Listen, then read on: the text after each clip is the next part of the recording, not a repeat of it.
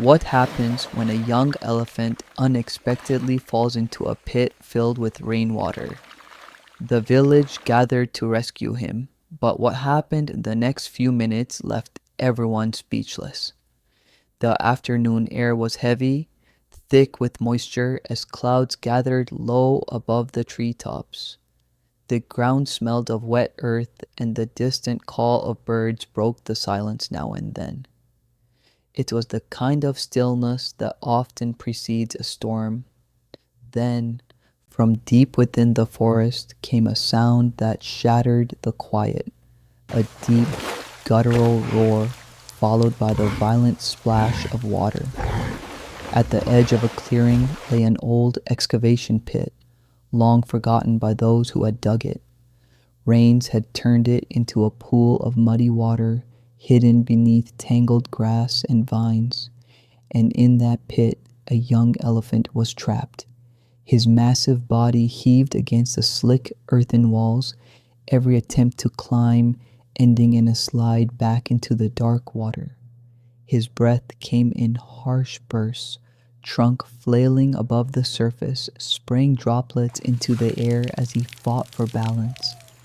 The animal's eyes, wide and streaked with mud, darted upward at the sound of approaching voices. Villagers had rushed to the scene after hearing his cries.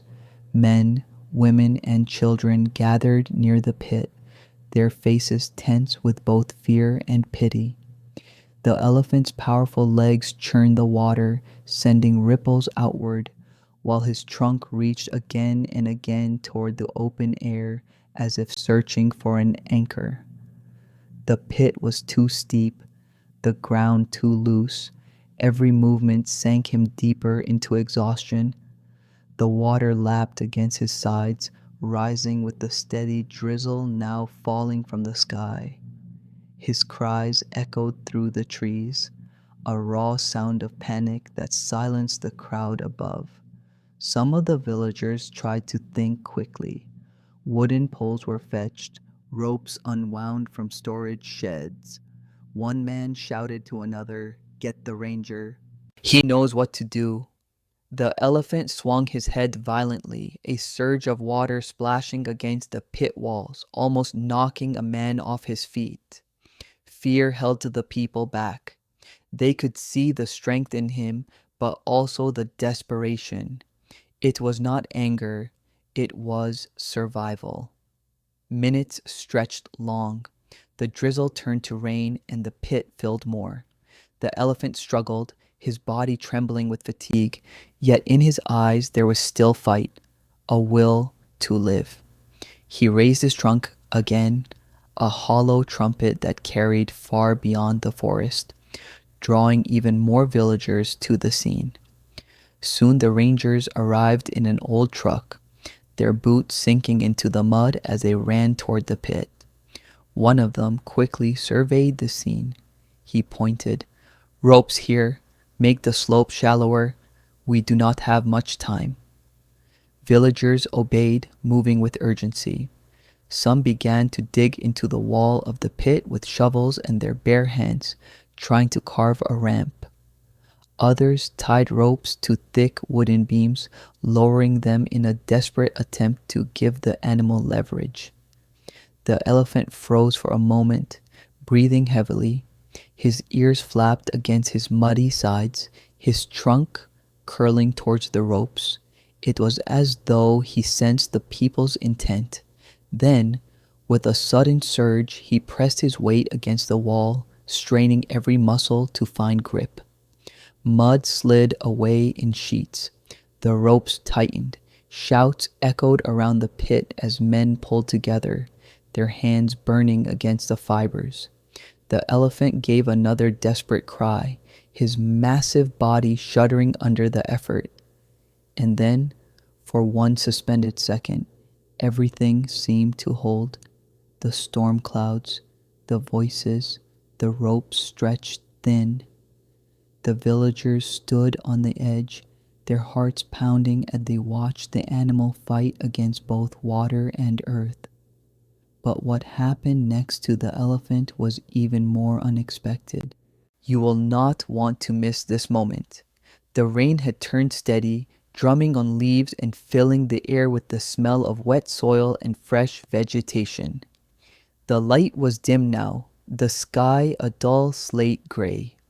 Warm air clung to the skin, heavy with the scent of earth and animal sweat. Mist rose from the pit where the elephant struggled, making the scene seem closer, more urgent, like the entire world had narrowed to this one place. Inside the pit, the young elephant's movement slowed.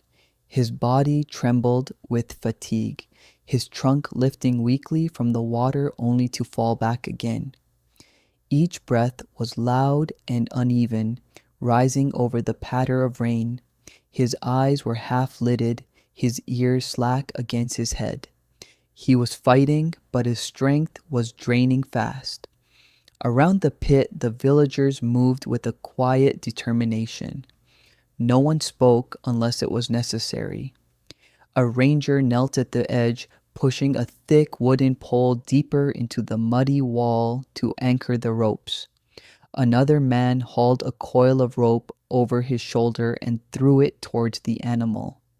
They were working as one, their faces set in focus, their clothes soaked through.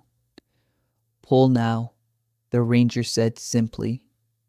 The word cut through the rain like a signal. Dozens of hands pulled. The ropes tightened, creaking under the strain. The elephant felt the tension against his legs and shifted, trunk curling toward the edge. Mud slid down from under his feet, splashing brown water across the faces of the rescuers.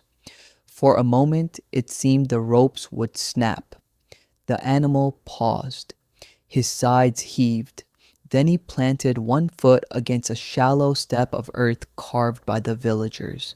His muscles bunched, visible even under the mud.